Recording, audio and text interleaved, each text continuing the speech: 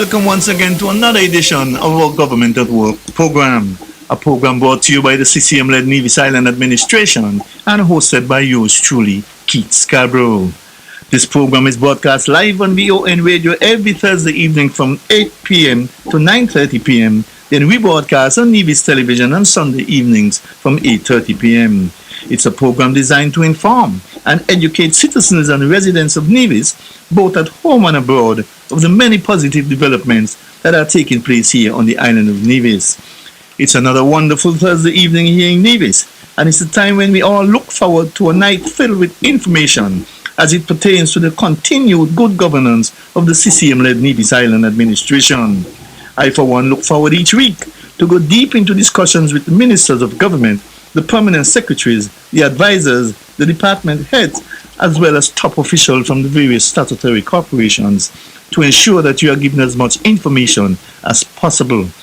We also make every effort to keep the discussions as frank and as honest as possible so that you, the listeners and viewers to this program, could get a true reflection of what's happening here in the land that we all call home. We shall take a short break, and when I return, I shall introduce my guest for this evening program to you. So stay locked down to the powerhouse of the Eastern Caribbean, VON Radio, 860 AM. So right, St. Thomas is right, St. James is put together and build your land. Right, St. George's and St. Paul's together with St. John's. This land is enough for all to share. No reason to leave and go nowhere. Foreigners can come here from America and England. There is something mighty sweet about my land. And if the foreigners who live here can insist that it's here they're from, then I swear I'll never leave my native land. One people, one country. Welcome back. Folks, I am pleased to have as my guest this evening the Honorable Spencer Brand, Minister with responsibility for disaster preparedness and infrastructural development et al. Honorable, good evening and welcome once again to our Government at Work program. Good evening, King, and a very pleasant evening to our listeners and viewers to this program. It is indeed my pleasure to be here. I know that we've tried to arrange this session for a few weeks now, but I was a little under the weather, so I'm happy and thankful that I'm rebounding. Let me say good evening to all those persons who are listening, whether they are here in the Federation of St. Kitts and Nevis, those who are further afield. I know you have a wide listening audience down through the various islands, up north, all over the world really, where our Nevisian folk are. They try to tune in to stay abreast as to what is really happening on the island of Nevis, and I am indeed delighted to be here with you tonight. Well, we are indeed happy to have you, Honorable, especially since you were under the weather and still a little bit under the weather. I hope that you have recovered sufficient to be ready to continue the excellent work that you have been doing. Now, we have quite a bit to cover this evening, and I know my listeners and viewers are anxiously waiting to hear from you. So let's get straight into it. Honorable, we had the first hurricane of the season a few weeks ago, and we got some much needed rain from it. Yes. That was all. Thank God for that. However, we are approaching the peak of the hurricane season, which I am told is normally from the 10th to the 25th of September each year. And since you are the Minister with responsibility for disaster preparedness here on the island of Nevis, I thought it may be wise for us to start this evening's discussion looking at our preparedness. I know that you would have met with various stakeholders in preparation for the hurricane season, but I would like to give you the opportunity at this time to give our listeners and viewers an update as to where we are in relation to our disaster preparedness, readiness for whatever may come our way. Hopefully nothing at all, but you never know. So enlighten us firstly as to the readiness of our disaster preparedness unit here on the island of Nevis. Well, yes, King. Hurricane, is a phenomenon that we face in these parts on an annual basis. The season commences on the 1st of June, and the peak actually is around the 10th of September, going down sometimes into early October. Right at the moment, we do have something that is turning up, and I'm hoping that it would stay, away from us. But I'm encouraging our people to be vigilant. I think that they ought to pay attention to, and I keep using this kind of language, reputable sources. I believe that while it is all well and good to be first, I would encourage our people to try and get reputable sources of information when it comes to our information as it relates to any hurricane that may come out.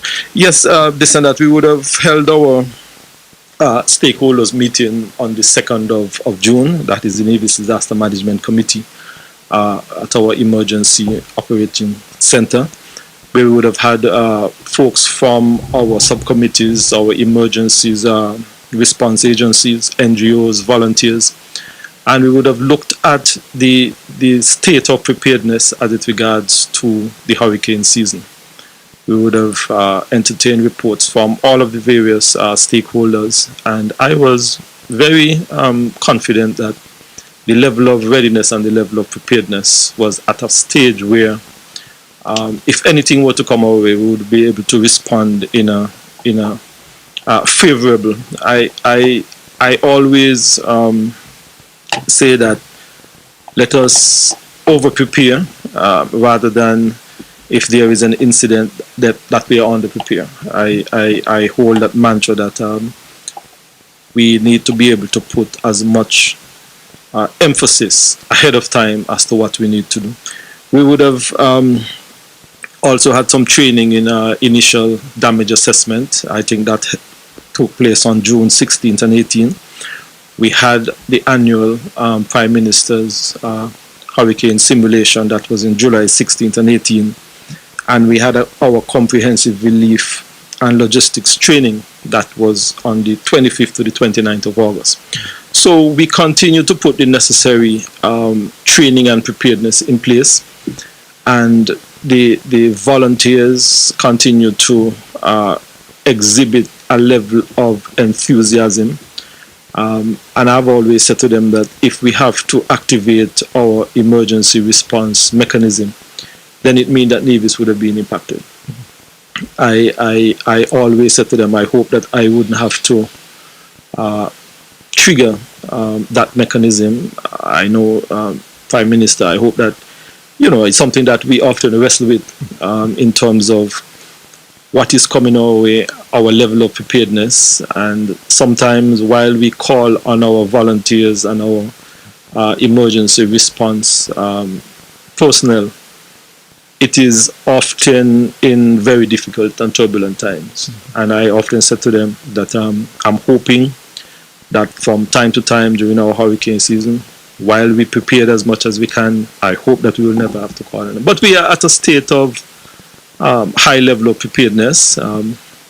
Just today I would have had some brief conversation with Mr. Dyer. And not today, yesterday actually, in our heads of department meeting, and he would have given us a heads up that there is something that may be coming our way, and we continue to be vigilant. I continue to encourage our people to prepare themselves the best way they can, and if they are not able to do so, there are the necessary agencies and mechanisms that are in place that would offer some assistance. Great. By the way, are you able to source any additional equipment from any of our regional or international partners, or from any one of our good corporate citizens here in Nevis, for that matter, as to assist with the preparations for this year's hurricane season? We got some equipment from, let me make sure I get all of the information correctly, because I want to make sure that we got some equipment, of course, from our global support and development partner. We got some UHF repeaters, some UHF radios, some emergency shelters, some satellite phones, some Starlink systems. We also received from CRID project, from TVs, tablets, computers. So we continue to receive quite a number of pieces of equipment. that will enhance our emergency response unit there at the Nevis Disaster Management, and will equip the volunteers, will equip our emergency response personnel in a much better way. Okay, great. Good thing I asked you that question, because we were not aware that you received, so it's a good thing I asked you that question. Now, I had the director of the disaster preparedness unit here in Nevis, Yes. Mr. Brian Dyer, a few months ago, and he mentioned at the time that due to the fact that the court was operating from the St. Paul's Anglican Church Hall, which is normally used as the hurricane shelter for the constituency of St. Paul's, that there was no hurricane shelter at the time for St. Paul's. But that was some time back. Have you been able to identify any building in St. Paul that could serve as a shelter for the St. Paul's area since that time? Yeah, we have looked at a number of structures in and around St. Paul's. The last one that we have kind of zeroing on is the Girls Guide headquarters. We are in the process of doing some additional renovation to that structure, some addition. Because in a hurricane shelter, you really have to have things like showers, male and female, and the separation and so on and so forth. The St. Paul's Church Hall, you're correct. When we actually conceptualize, and I say we because I was somewhat involved in it when I used to do a different kind of job. The idea was to create a facility that would serve this very purpose, emergency shelters, and that facility is equipped, of course, with showers and the various wonderful kitchen. So we have earmarked the Girl Guide headquarters if needs be. This and that over the years, we would have used things like Grove Park, we would have used, I believe at one point we may have used CSS. And I think that it is of paramount importance that in the not too distant future that we can have that facility in St. Paul's that would serve as that multi-purpose unit for emergency and for other things. So, but as of now, we have somewhat earmarked the Girl Guides headquarters for that, if needs be. Okay, great. Now, each year, a clarion call goes out for persons to volunteer their services in the event that our little island suffers any major hurricane damages. And you alluded to it a little earlier. What has been the response like for this year's hurricane season? Well, the response continued to be overwhelming, this and that. We have a committed core group of persons. Whenever we have these training and whenever we have these sessions, whenever we activate the emergency command center, you have that core group of persons, come rain or shine, they are there, they participate in all of the various trainings or in most of the training. They make themselves available, and I really want to use this platform to express my sincere thanks to them. I think that they are some of the persons who I think are some of our unsung heroes. For example, in a natural disaster setting, they would man our emergency shelters. They provide the necessary care, and they ensure that persons are comfortable at a time when I believe that some of those persons are at their lowest point. And one of the things that I always say to them, King, while they try to look after others, please do not neglect their family.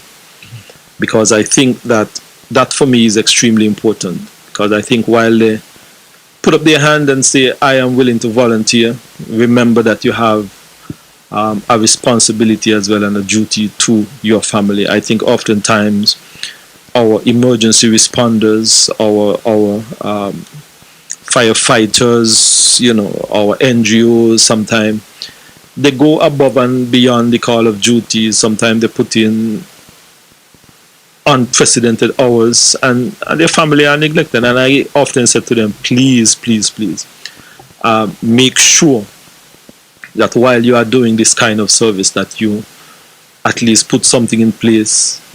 These are folks who may have elderly folks in their own homes, may have children, so I often say to them to try and make sure that they take care of those persons, they take care of their family, they take care of even their neighbors, while they focus their attention on this very important national duty at times. Because I think sometimes in the peak of our response to emergency, you tend to focus on those things that are in front of you. And so every time I sit with them, every time I meet with them, I always say to them, please, for goodness sake, make sure that when we make the necessary request of you, please, and if you need any assistance to make sure that your folks are taken care of, or your elderly folks are taken care of, your children are taken care of, then we would ensure that that is put in place. Okay, great. Now, what structural advice would you like to give to the citizens and residents of Nevis at this time with regards to their own preparations as we approach the heart of the hurricane season? Well, information from credible sources. I keep stressing that all the time, that I want our people to, and I believe that by now I think that our people are aware of, the various reputable sources around that they can get credible information from.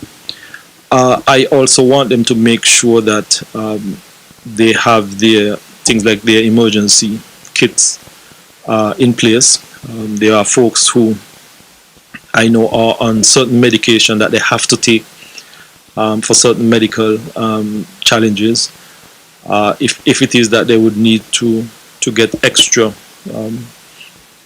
quantity of those medications, I would suggest to them that they can try and do so ahead of time. I believe that we give an appropriate lead time that when our island would be affected. So if there is that need for additional medication, again, I want to encourage us to remember the elderly folks, those who are close to us, those in our family, those in our various communities. But for me, the important thing is that our people pay attention to credible sources of information. If it is that they feel that their own personal residence is not in a state or not in a structurally sound to withstand what may be coming at us, I would hope that they can sound the alarm early. They can sound the alarm in a time where our emergency response team can get to them safely and return to the various emergency shelters safely, because at the peak of the storm, while the storm is really barreling down on us, no one will be able to move, right? So I'm hoping that they can use their best judgment and ensure that if they have that sense of feeling that I live in this house, I am not certain if it can withstand, make that call, and we will try and make sure that we put them in a place that is at least much safer than where they think they are. Great. Now, I want to focus your attention now on some of the good work that you would have done in your own constituency of St. Paul's. At the last town hall meeting put on by the CCM-led Nevis Island administration, which was held at the Red Cross building in Charlestown, you were asked to name some of the things that you would have done as the area representative. Yes. And I saw a smile came to your face, which says, I have done a lot. You went on to list a number of things that you would have done, but I noticed there was no mention of the housing development that you would have spearheaded in Quadcode and Hamilton.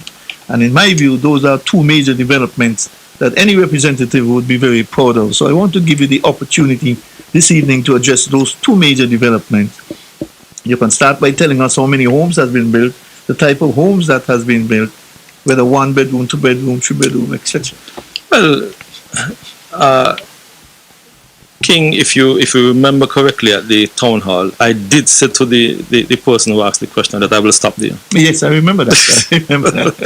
Because I believe that I would have probably used up the entire town hall session. Understood. But King, I believe that we are sadly our politics and our politicking have become or at a stage now where there seems to be this continuous tendency to want to deceive people. There seems to be this extreme effort to try and convince persons of things that the person who is trying to convince you know wholeheartedly is not true. And sometimes it saddens me because I feel that it's oftentimes is a sense of distraction from having what I would call a real conversation. Now we are here at Van Radio, a place that is touted for, as Weber would often say, honest debate. We have done, in my mind, and accomplished quite a significant amount of achievement in St. Paul's. Water, roads, housing, drainage, I mean, you name it. But you asked specifically about the two housing development in Quaddercourt and Hamilton. The housing development in Quaddercourt, I believe we had 21 homes. And from what I'm aware of is that the entire number of homes have been completed in terms of the sites have been utilized. There perhaps may just be one or two that is in the stage of completion. The type of homes, of course, the Navy's Housing and Land Development, in my mind, do a remarkable job of providing concessionary housing for the people of Nevis. I use that word and I'm using it deliberately because if you were to take the same architectural plans that the Nevis Housing Corporation is constructing and the price that they are constructing it for, if you were to go in the open market, you would probably add on another $100,000 or another $120,000 on that. So Quaddercourt is, in terms of the construction of homes, is virtually completed. We have, of course, and we were waiting for the mass construction to be completed. We now have to go in and put in the road. And I've already been receiving the necessary WhatsApp messages and telephone calls. Mr. Brand, when you're going to come and deal with the road? So we know that we have that to do, and we didn't want to go and put in the road and then all of these heavy trucks and concrete crane and so on go in and mash up the road. So now that the houses are virtually completed, we can now get around to doing the road. In Hamilton, I believe we had 14 lots. From my last check, I believe 10 homes have been completed. I believe from time to time they would have made offers to persons who, for one reason or the other, may not have been able to accept those offers. So they may have to go on to the next person. So they have another 4 lots or 4 homes for 4 additional families in Hamilton. So that is where those 2 projects are, and I'm very proud of those 2 housing projects, because when I became a member of the cabinet, the Nevis Island administration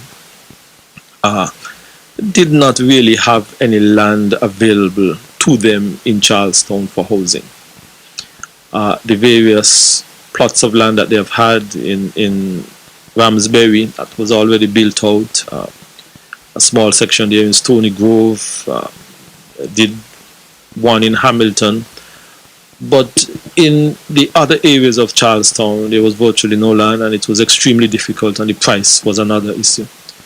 We were able to get those 2 areas at what I call at the time bargain price, and I think that if we were to try and purchase those same lands today, I think that we might be paying upwards of an additional 50-60% for. So I think at the time when we were able, and I believe that my colleagues would have worked with me. I want to thank them. I want to thank the former Minister of Land and Housing, the Honorable Alexis Jeffers, for helping to ensure that these two housing development as well were brought online and continued, of course, by the new Minister of Housing, the Honorable Eric Evelyn. I think that the partnership have been good, and as a team, we continue to work together to ensure that we continue to build out the island of Nevis in the various constituencies. So I'm very proud of them. But like I said, King, at the town hall, I did say I was stopped, and it was not that I didn't remember them, but I felt that I needed to stop because we would have been there for quite a while. Any plans to build more homes in those two areas or any other areas in Charlestown for that matter? Well, you know, we have just, I think it was about another 2 acres of land came,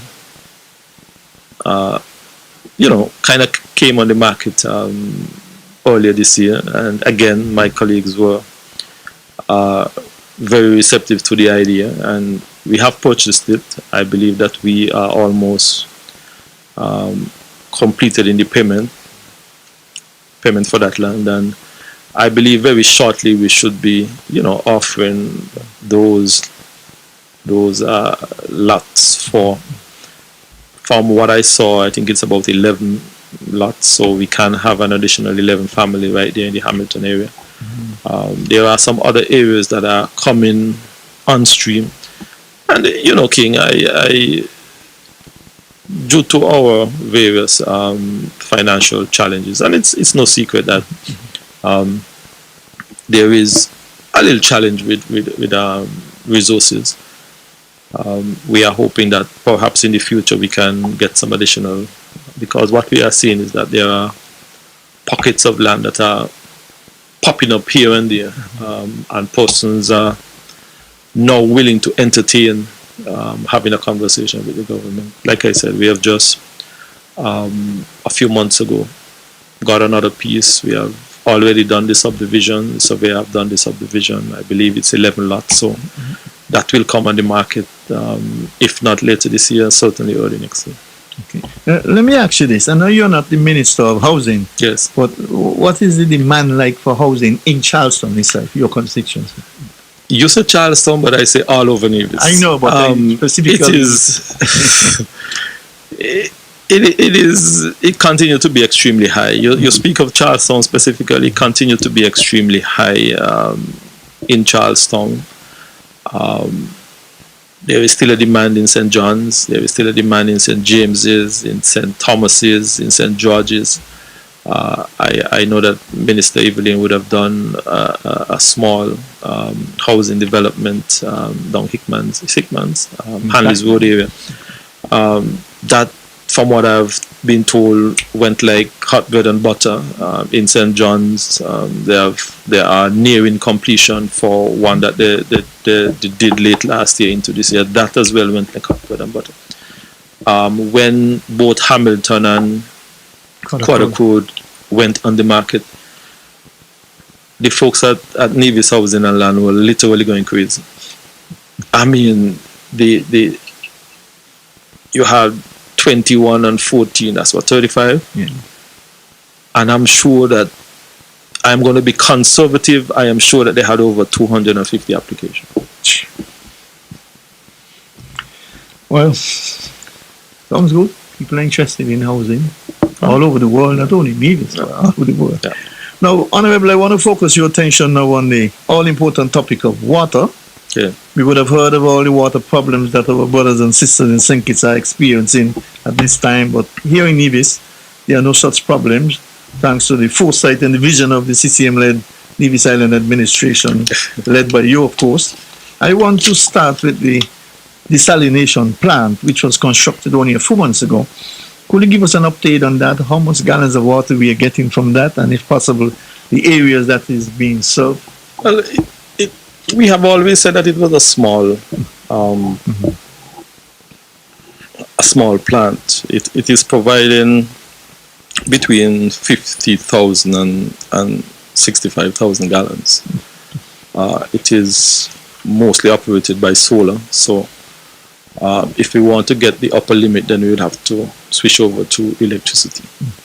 But it is within that quantity of 50,000 to 65,000 gallons per day. It is servicing the Butlers area, and I want to go back to what I said perhaps the last time I was here. We have had a situation with one of the wells in that area that went down, and the desal plant was able to pick up the slack. And the people of Nevis were not even aware that we had a well down in that area. There are a few wells on Nevis. If they go offline, the entire island would be affected. And I was pleasantly amazed that it's a smaller well, yes, but when it went offline, you really did not feel the impact in the community. The desal plant was able to. So it shows that the concept has been working, although it is small, and the concept and the idea of the desal in that area allows us to make it in such a way that we can expand. The site has been chosen, so in the next few years or the next decade or whatever, the site is very much available for something even much larger. So the desal plant have been servicing and producing at the level that we have expected. I believe I saw some information just today where should have an official handover of the desal plant very shortly. I believe over the last few months, they were still making sure that everything was working fine, there was no issues and so on and so forth. So we have now passed that stage and we are ready to move on. Okay, great. Now, I would have heard from many persons, including you, that it is very costly to operate a desalination plant. How is this one working out thus far in terms of the cost to the CCM-led desalination? Can you dance before the light? Well, yes. It is very costly. Desalination is it's a beast when it comes on consumption of electricity. Mm-hmm. But this particular one is powered mostly by solar. Mm-hmm. So the consumption of energy from Nevelec has been minimized. Mm-hmm. We only use that whenever there is a high demand, or if we wanted to run all night, overnight, then we switch it over to the electricity. But during the day, it's natural, God-given sunlight that is powering it, and that has been working out very fine. Okay, great. Now, drilling for more water has always been a top priority for the CCM-led Nevis Island administration. Yes. And when you were here the last time, you mentioned that a number of wells are scheduled to be dug. Some have already been dug since then. So enlighten us as to where we are with regards to that initiative. How many have been dug thus far and how many more are to be dug? We have completed 2 in Madden's area, and they have been producing, I believe between both of them, we are talking over 500 plus gallons of water. We have the third one that we attempted to dug was in the Descent area. And we had some mechanical issues, we had some cave-in, and we had to abandon that site. We then moved to braziers. Braziers are being completed, they just need to finish up the pump testing and so on and so forth. So you can theoretically say that we have completed 3. The original agreement was for 9. Once they are finished with braziers, in the next, perhaps by the end of September, presently the drillers are off island. They went back to Trinidad to try and get some additional casing, some additional equipment to go back to Descents to deal with Descents, because Descents are proven to be a real challenge for them. But based on the data, we will not abandon the Descent site because the data is saying that Descent is a very high yielding well. And if we have to go at it 3 or 4 times, we will, because we are very confident that what we will get out of that site would be an extremely high yielding well. So once they are finished with braziers, like I said, in the next few weeks, we are hoping that they would go back to Descents and they would have to start all over again. I believe that they have a great amount of experience dealing with bridges with Dayson, so I believe that their approach and their tactic is going to be slightly different. But that will be 4, and then we have perhaps an additional 5 to dig. Have some in the Gingerland area, Jessup's, Cotton Ground area. We are looking at something in the Morgan Estate area. So once we are finished with those 4, then we will go to other places. Great. Now, in years gone by, we have had to put in place a schedule for water rationing, especially between the months of March and April. But I observed this year that they were had any rationing at all.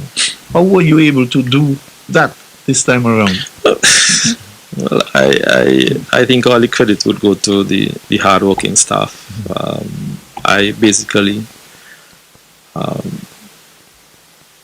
say what I want. Listen, it has been easy. I believe that all of us who have lived in Nevis long enough would know that we are coming out of a period where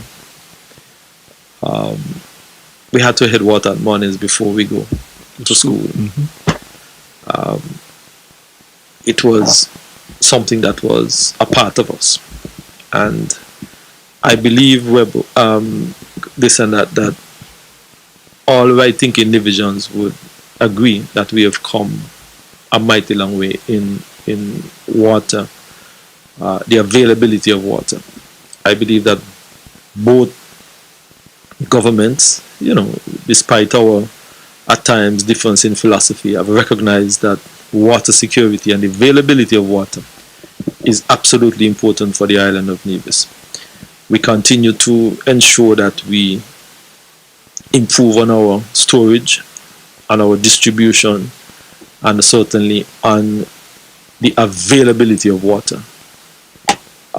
We can only eliminate water rationing if we continue to improve on our storage, if we continue to improve on the availability of water, which is additional wells and even into desal, and of course if we continue to build a lot of redundancy in the system as it regards to the distribution of water and the mechanism that we have put in place to move water all over Nevis at any time.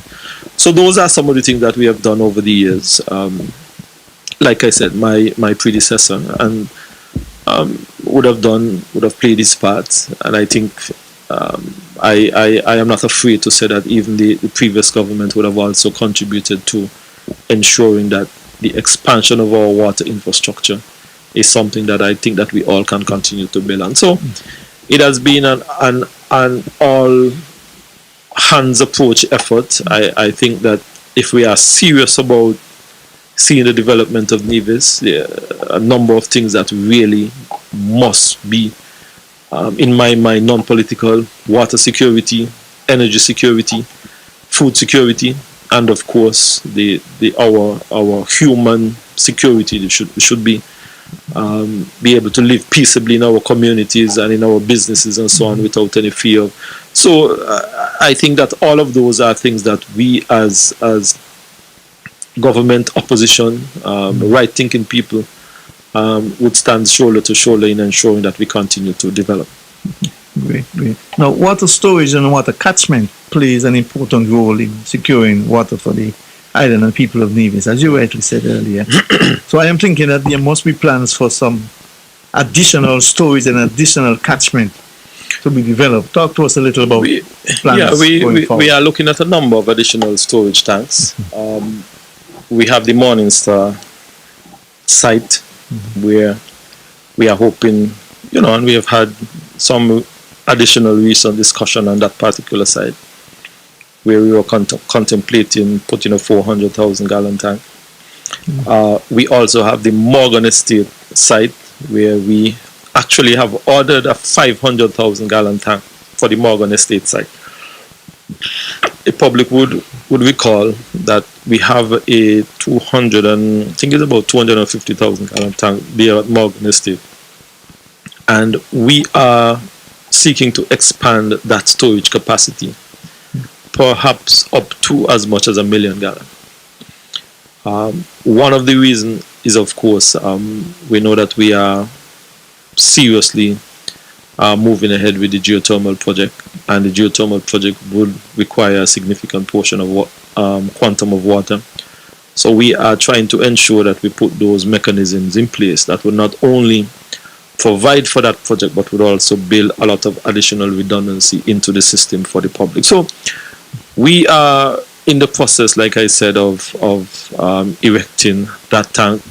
We have the Morningstar site we are looking at, and we also have the Morgan Estate site that we are hoping to at least put an additional 500,000 gallon. So we have some at least a few additional tanks in the pipeline within the next 6 to 8 months.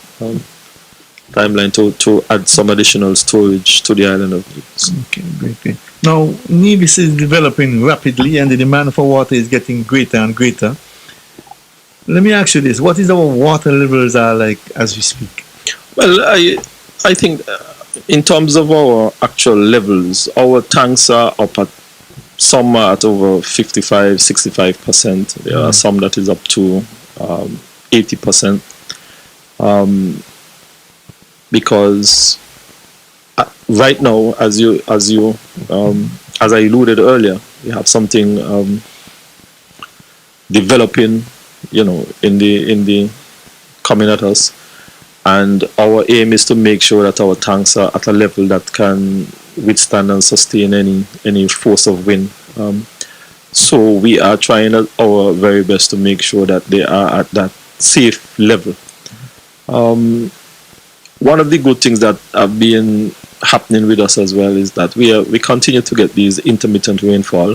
So the stress on the system have also been reduced somewhat because of the rainfall. When you have these additional rainfall, persons don't water their lawns as much, persons may not wash their vehicles as much, those kind of things. Those persons who are in the agriculture sector may not turn on their hose as much and their drip system as much. So the rainfall helps in terms of reduction in the consumption, and also it allows us to ensure that we are able to build up our storage capacity when we do not have as much consumption. Okay, how much gallons of water would you say the entire island uses on any given day? It ranges fluctuates between 1.2 on the lower end all the way up to 1.7, 1.8, million gallons per day. Would you say we are comfortable meeting that target, or we're not there yet? I would say we are holding our own. We are holding our own. We can never have too much water, and I want to use this opportunity to encourage our Nevisian folk to, as much as possible, to conserve as much water as they can. When they're brushing their teeth, turn off the tap. If you have a leaky toilet, try and get it fixed as quickly as possible. Instead of using a hose to wash your vehicle, get a bucket. Those are little things that can help us to conserve quite a lot of water. If you have a leak, try and see if you can get your leak fixed as quickly as possible. Those are things I feel that can help us, that can go a long way in ensuring that we can continue to have a sustainable supply of water for the island. Great. Folks, you're listening to Government at Work. My guest this evening is the Honorable Spencer Brand. We shall take a short break, and when we return, we shall continue with our discussions here on Government at Work. So right, St. Thomas is right, St. James is put together and build your land. Right, St. George's and St. Paul's together with St. John's. This land is enough for all to share. No reason to leave and go nowhere.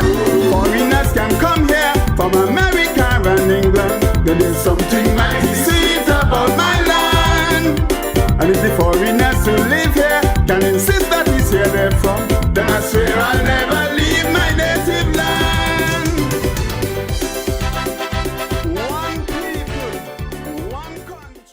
Honorable, I want to speak to you now about the CCM-led Nevis Island Administration Road Development Program, which is spearheaded once again by you as the Minister responsible for infrastructural development.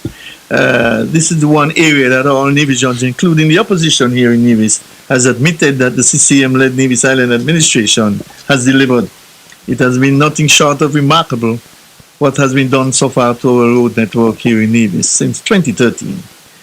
It is fast becoming the envy of the region. The three last pieces of road that your ministry recently undertook, namely the Pinners Road, the road next to Fanny's, and of course the Bon Pasha Road, which by the way has brought much joy and relief to the good people living in that area. Tell us what was involved in the thought process behind the upgrades to those three particular pieces of road.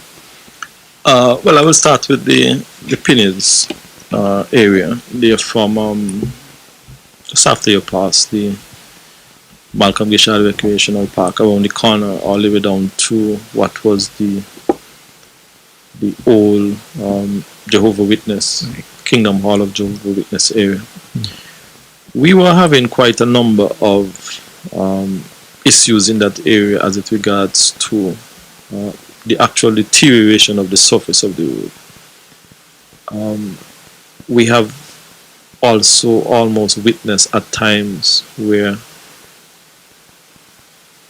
it was an area where people were, for some reason, tend to be veering up and down the place, and it was almost an area where something catastrophic were about to happen. And we are aware that we have the various equipment, milling machine rollers and so on. So we decided to go in and have that remedied.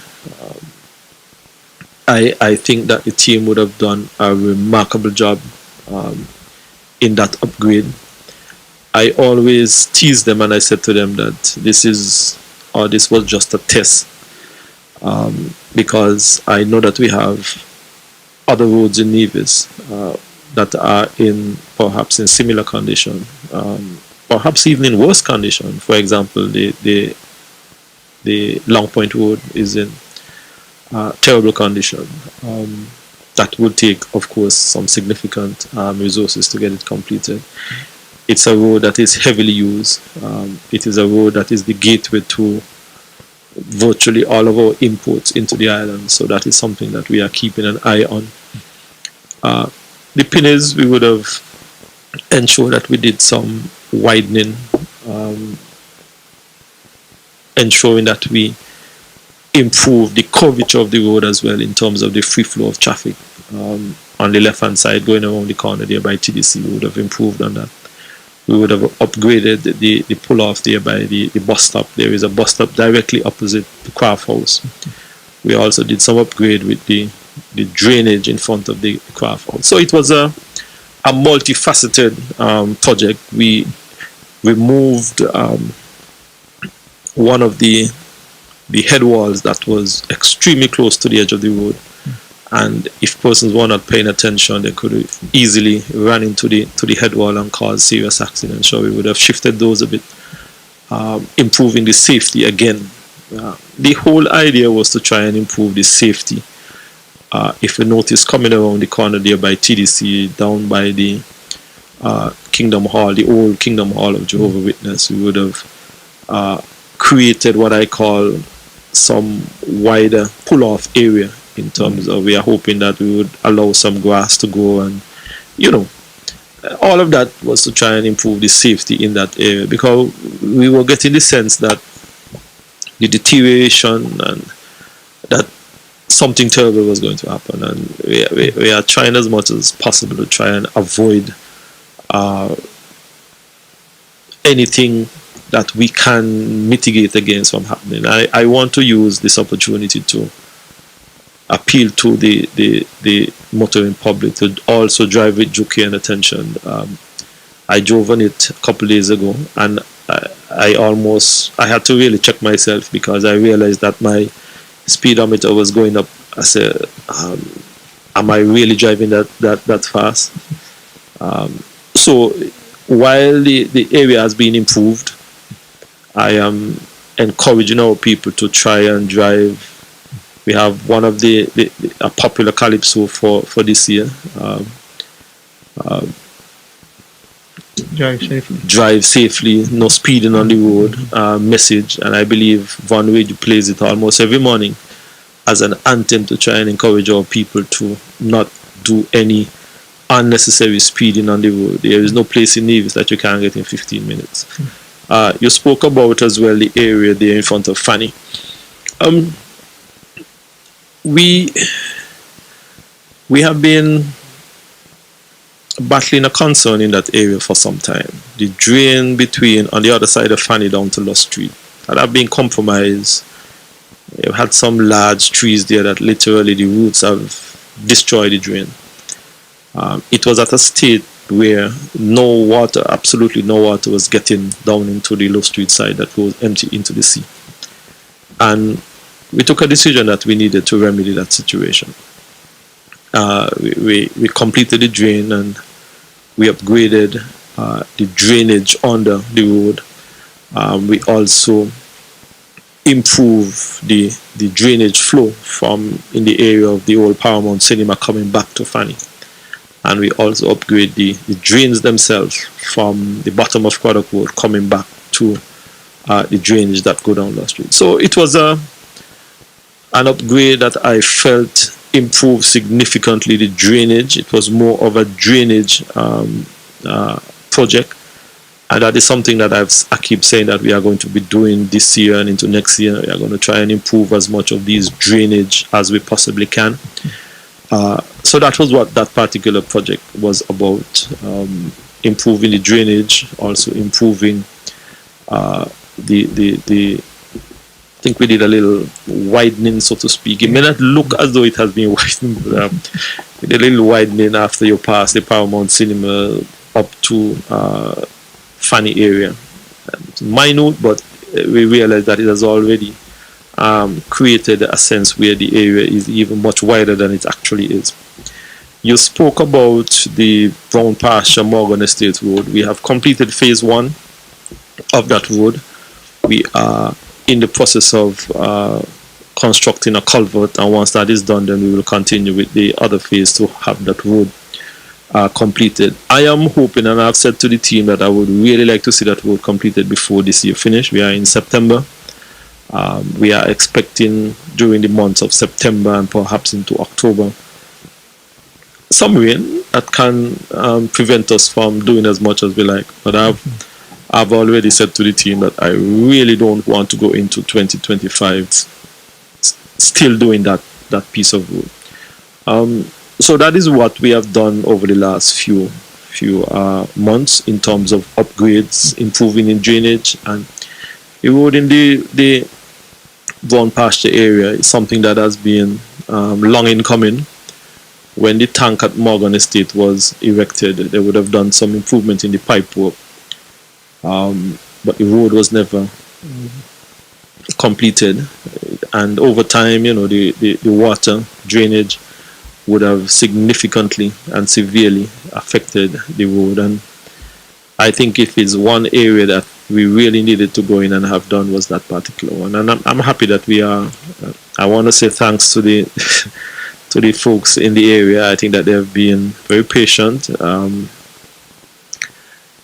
We have gotten quite a number of requests and complaints, and I almost want to believe that we actually got a petition on that. But just because it was in terrible state. It was really terrible. But I'm really happy that we are able to bring some relief to those people. Okay. Now, as a result of those 3 lovely pieces of road resurfacing and fixed up, the question is now being asked: which roads are up next for resurfacing? Or to receive further upgrades for the remainder of 2025?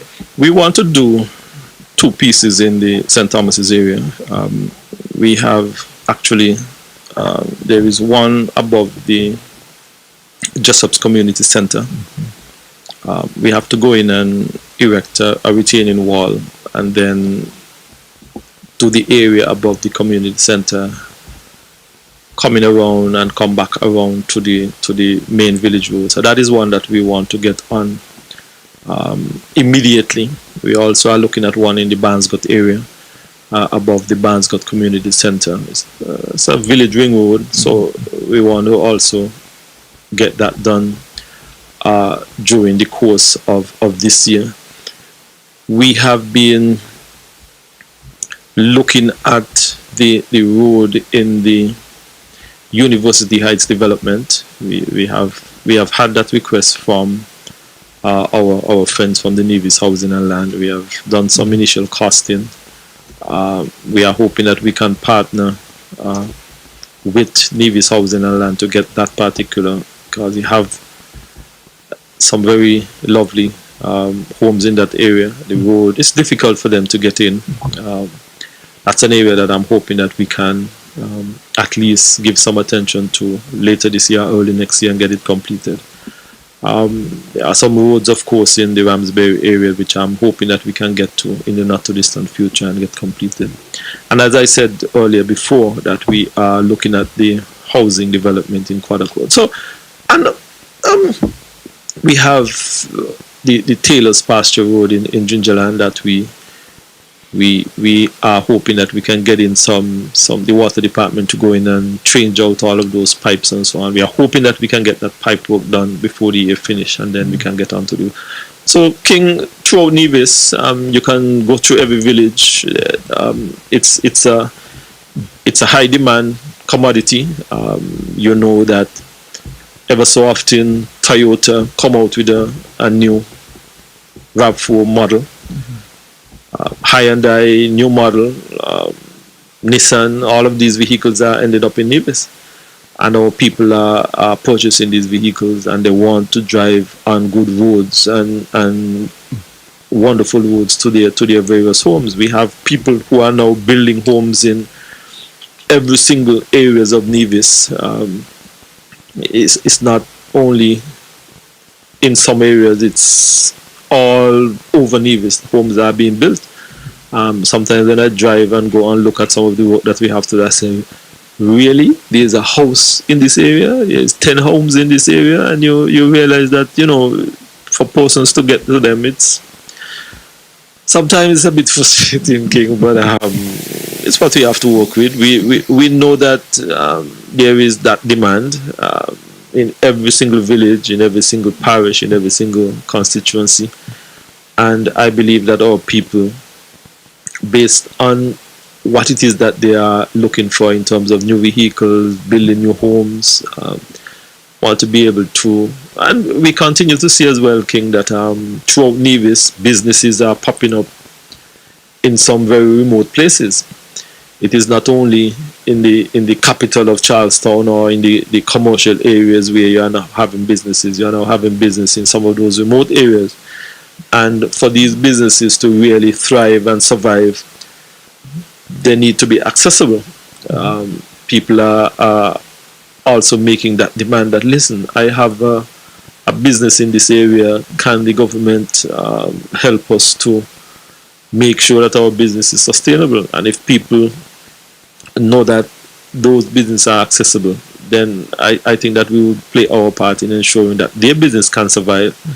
The various businesses can have the level of activity that they are expecting, and it's a win-win situation for everyone. True. Now, Honorable, you and I have spoken about the development of the lands in the south on many occasions. We both agree that if we could get that area developed, Nevis could become the Dubai of the Caribbean. We are hearing of the possible development taking place in that area in the not too distant future. If what we are hearing becomes a reality, how do you see that impacting the infrastructural development of Nevis, and what impact could that have on the Ministry of Infrastructure itself? Because we're talking about a large scale operation. I remember making my budget presentation in Parliament some years ago, and we spoke about that road. Yes. I remember saying that with the advent or inclusion of that road, that part of the island can become the little Dubai of the Caribbean. Right. Little did I know that in a very short period of time, I don't know if someone in some distant land may have heard me, but we are now hearing of this very impressive project that is proposed, that is being talked about in that area.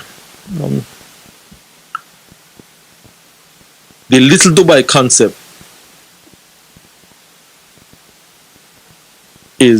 I often smile about it, because from what's being talked about and what is being on offering could very well become a reality. Now, you ask a direct question as to what impact it will have on our infrastructure. Now, we had proposed to construct that road from Long Point all the way down to Indian Castle, going along the South Coast Road. Actually, we already have the RFP. We have prepared the RFP, but we held it back because we have been hearing this thing, and we basically put a hold on it. We did not send it out to get any quotation or anything. The impact, King, and quite interestingly, there has been a lot of talk about the special sustainability zone legislation. But in that special sustainability legislation, there are some guardrails when it comes to the impact on our infrastructure. It speaks about that anyone who will be proposing any such sustainability zone must be able to provide water and energy. Now, you and I spoke about water earlier. Yes. And from time to time, the challenges that we do have with water. Yeah. Energy is slightly different. Energy, we are aggressively pursuing geothermal, and we are hoping that it would come to fruition in the not too distant future. But it was, and the drafters of the legislation recognize that both singles and navies from time to time do have challenge with water. And if you are going to be bringing onshore such a development, you must be able to put in some guardrail and some protection when it comes to especially water and energy. That is in, and it would mean that these developers will have to prove as one of the preconditions that you must be sustainable in water. And that, for me, was important and critical, right? From time to time, I know we have the four seasons, and the demands at times from four seasons, sometimes it can prove to be a bit challenging, but we have been able to do what we needed to do to ensure.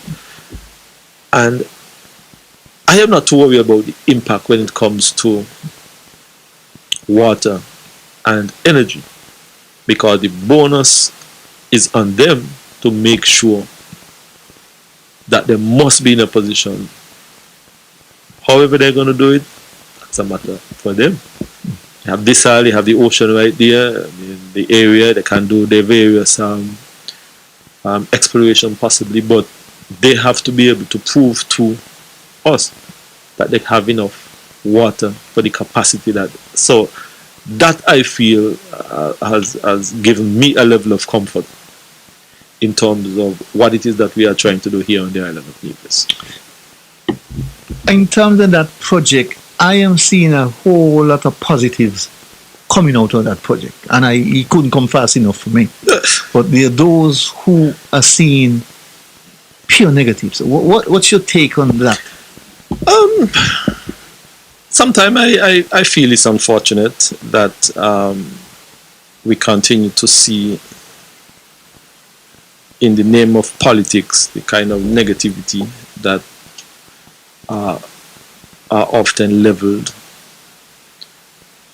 I want to draw the comparison to Four Seasons. We had some similar chatter around when Four Seasons came. I was a youngster then, perhaps maybe not paying as close attention as now. But I don't believe that there is any individual who can say that Four Seasons have not had a significant impact on the island of Nevis across all spectrum.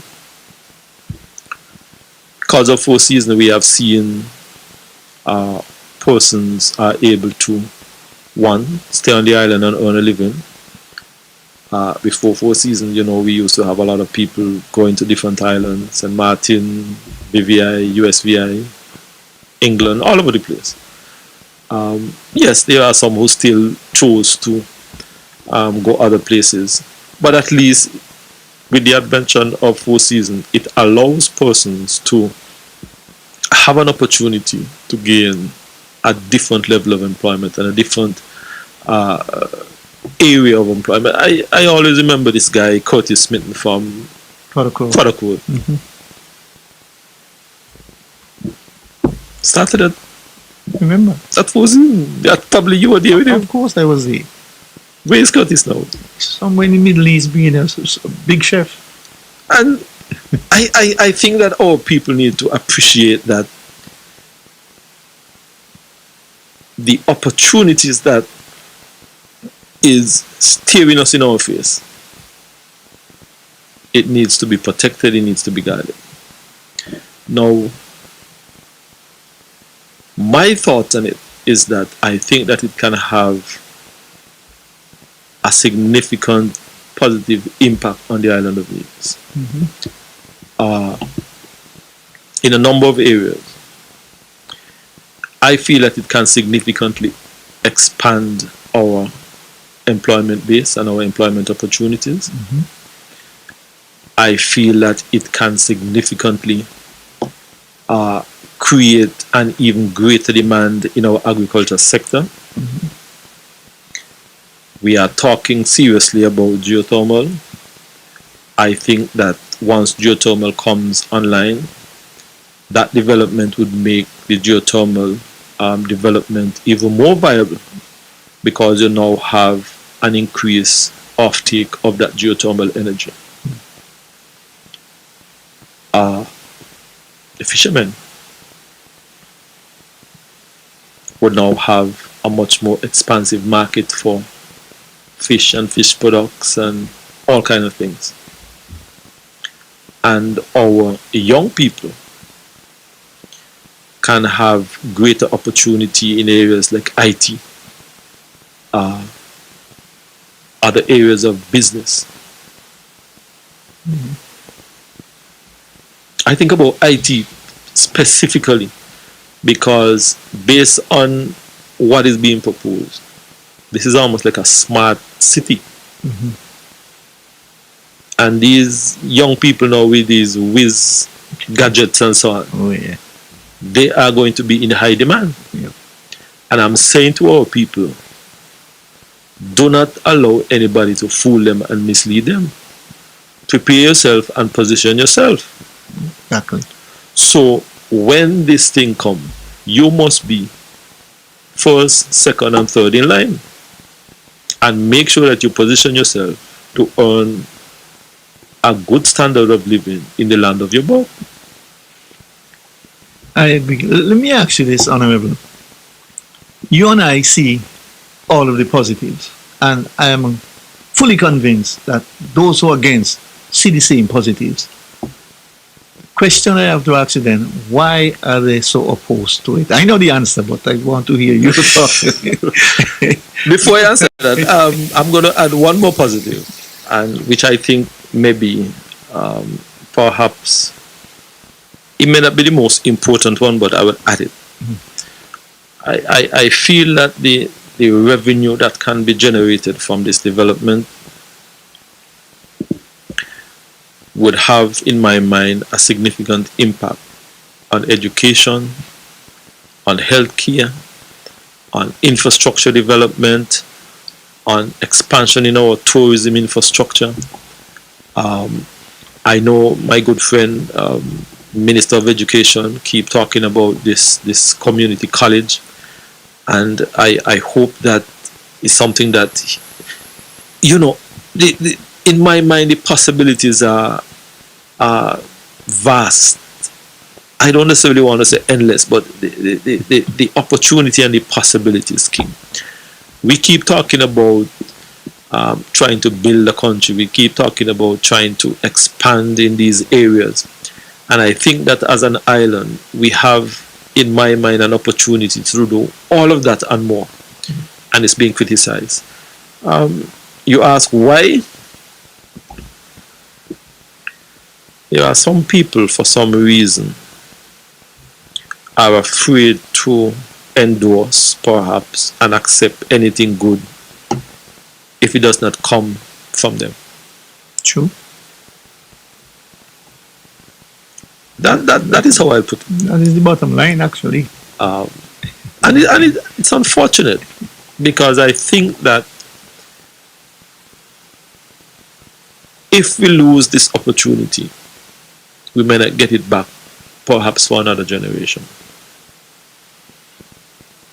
Well, we can't afford to lose this opportunity, at least not by the critics. No. It has to be by other beings, not definitely by the critics. But like I said to you, I'm seeing positives all the way. There's a lot of positive, right. And I think that it would also, in my mind, help to improve, of course, the standard of living. Four Seasons came, and Four Seasons had that wide spectrum of impact all across the island in terms of the improvement in many areas, and I'm seeing similar benefits from this as well.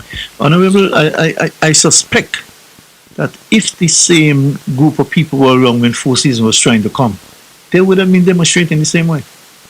Because you think so? They would have, because even though it came under them, and they're boasting of it, if he had to come today, we'll have had the same objections, because, like you said, the bottom line is, if it's not done by them, they don't want it to come. Do you know what our country's motto is? Well, you know. I know what it is, and they know what it is, but they don't practice it unless they are in charge. Well, it's unfortunate. It's very unfortunate. And I want to remind you, Honorable, that when the Premier alluded to this a couple of nights ago, when the word got out that there will be some upgrades to the Vance W. Army Airport, they went in the demonstration. Same people. Do you remember when Four Seasons was protecting their lands by throwing some rocks on the western? They went down the beach and protest. I remember the protests as well. And I could go on and on with the protests from these people about the further development and the protection of jobs here in Nevis, and you get the same reaction. But what I am looking for, Honorable, and I'll give you the chance to deal with it, I am looking for, because maybe they don't know that this is coming, I am looking for the time when we start to speak of the positives, when we start to sell the project of what it entails and the benefits to the island people of Nevis. That is something that I am looking forward to, and I know when the time comes, it will be done. I would like to hear the opposition. Yes, I think in time that will come. Yes. But I would hope, King, that we boast of 99% literacy rate here in the Federation. And I want to encourage our people as far as possible to pick sense out of nonsense. Because I feel that we have developed a culture here, not only in Nevis, in St. Kitts, and in some of these other small island developing states, that once you're in a position, you must oppose everything that the government does. Mm-hmm. But I believe that it's a strategy that is doomed for failure. It is. Because I have this fear that any serious opposition, because that they feel that they are in opposition, that they must always oppose. But I feel that any real opposition, at some point they must be able to stand with the development of the country. You are purporting and proposing and agitating to get into government. Exactly. But at the same time, every single thing that the government does, you oppose. And you oppose by spreading, in my mind, things that for some reason just seems to be anti-development of the island of Nevis. That's a nice way of putting it. I feel, King, that we have seen quite a number of opportunities that have come through the island of Nevis and through the Federation by extension. I think it's a Nevis. And the coastening of the opposition towards some of these developments. We, Anna, Premier has his press conference every month, and he keep promoting and speaking to the world that we are open for business. Yes. And he keep trying to encourage our people to help develop their country. We have, and he has a wide and expansive platform that he makes that appeal on. And when someone decides that, you know, this might be a place where I need to take a look at and come up with your concept and you know, make your case. But then on the flip side of that, when you start to get down to the nitty-gritties and so on, and then a serious developer or investor may ask, but isn't the leader of the country said that they want development, but I'm coming with a development and this is what I'm getting? Somebody might say, I don't necessarily need this hassle and I don't need this stress in their life, so they take up and they go. That's exactly what happened with the Ritz-Carlton, what happened with Newfound, what happened with Candy Resort. It was the same reaction where you get this negative vibes from the other side that frustrate the process and the person's moved on. The Ritz-Carlton wasn't built in one of those islands? Yes. Yeah, okay. Yes, but he was coming here. I know. Everything was here. And, you know, well, but we speak to that another time. I think that I think that the merits of the argument ought to be such that you can question, well, what is in it for the people of Nevis? What are the benefits? What are the downsides of it? We can perhaps have that kind of conversation instead of the constant negativity, the constant bashing and I call it lies and propaganda. Well, right. Calypsonian, so I'll bring it a little more direct. But Honorable, this proposal will be discussed for a long time. Yes. And in a more positive light, like you said, you know, you could have your objections and you ask your questions, because I'm sure you and I will have some questions that we would like to ask. Well, yes. Well, make sure this is in place, make sure that's in place, what happened is what happened. The questions, you know, to see the thing going, but this falsehood that is being spread deliberately is not nice. Yeah. Anyway, I want to move from that, Honorable, because we spoke of roads earlier. And we can't be speaking of roads and don't speak about the workers at the Public Works Department who have done such a marvelous job in revolutionizing our roads here in Nevis. The ability now to use the road equipment purchased by the CCM-led Nevis Island Administration to its fullest extent must be highly commended. I remember, Honorable, when those equipment were first bought, the workers had to get training, and according to one politician, practice. Well, they have practiced, they have learned, and now they have mastered the art of building and resurfacing our roads. How important is that to the overall road development program of the CCM-led Navy Silent Administration? Well, you spoke about a statement, and I thought that a statement was said in a kind of negative tenor. Really, it left a kind of very bad taste in the folks there at Public Works. I know some of them still speak about it, but my goal has always been to try and empower our workers there, and in every department that I'm responsible for. My philosophy is that I need to be able to leave these various departments better than how I met them. We spoke about water earlier. My philosophy is that whenever I decide to move on, I would hope that I would have left things like water and our public works and our road program and those areas in a much better situation that I met them.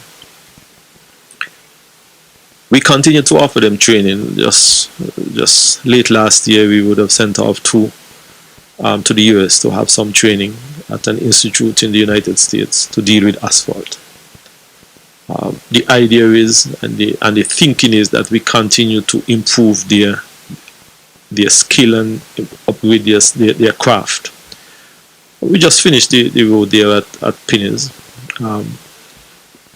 We did the marking. We are using a marking machine that is, I think they bought that long even before I got into government. It's tired, it's old. We have placed an order for one, but because of a lot of these supply chain issues, it's taking a bit time to get to Nevis. So we are hoping that we can have it on the island very shortly. They have done a remarkable job with marking the road with a very old piece of equipment. Yes. When that other piece of equipment comes, same guys, highly trained, highly skilled, you will obviously see the difference. Now, you can't expect, King, that you expect a computer that you bought in 1995 to be functioning at optimum in 2025. True. Those computers were built with maybe 16 gigs. You are now hearing computers with 1 terabyte of memory and those kind of things. Yes. As time goes on, you have to improve your equipment. Right. And I was able to make the case and the argument to my cabinet colleagues that we needed these pieces of equipment. These pieces of equipment have gone over to our sister islands, to our sister island, to assist them. Mm-hmm. And it shows that I'm gonna say it. It shows that this government that was accused of being bad spenders continue to improve with our equipment, our training, improve with our equipment and training to the level where we are able to go across the waters and assist. Point. Right? I have no doubt in my mind that the team at Public Works is highly skilled, highly capable, can take on the task. I often think that the challenge we have at Public Works, we try to do something in Gingerland and we do something in, I think that sometimes they are stretched, right? But if they zero in on a particular task and a project, they can get it done and get it done at a high level of efficiency, and the quality can be exceptional. I can tell you, I drove down and I said, but wait, I am Going too fast. the team have been exposed.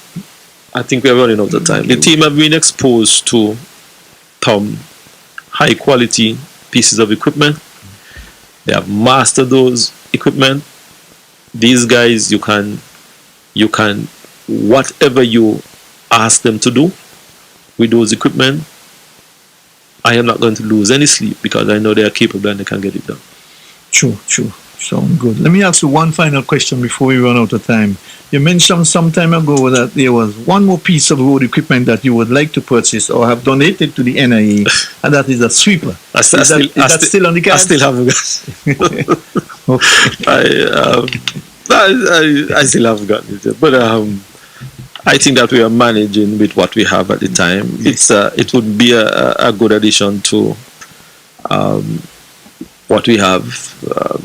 We have some additional equipment that is catching up in age, some maintenance and some repairs and so on and so forth. But I think that we are in a reasonably good place in terms of equipment. I think that the team continues to take very good care of them because I let them know up front that these equipment came at a significant cost of taxpayers' money, and they need to give us 20 and 30 years out of them. Okay. Honorable, I want to thank you very much for taking time out of your busy schedule to be with us this evening. As usual, we have run out of time. We still have lots more questions for you, but I want to thank you very much. Your final words for our listening and viewing audience. King, I want to thank you for the invitation. I believe that we have had a good conversation tonight. I want to thank the listeners for allowing us, and for giving us their listening ear, to allow us into their homes and onto their jobs and so on and so forth, to hear what we have to say.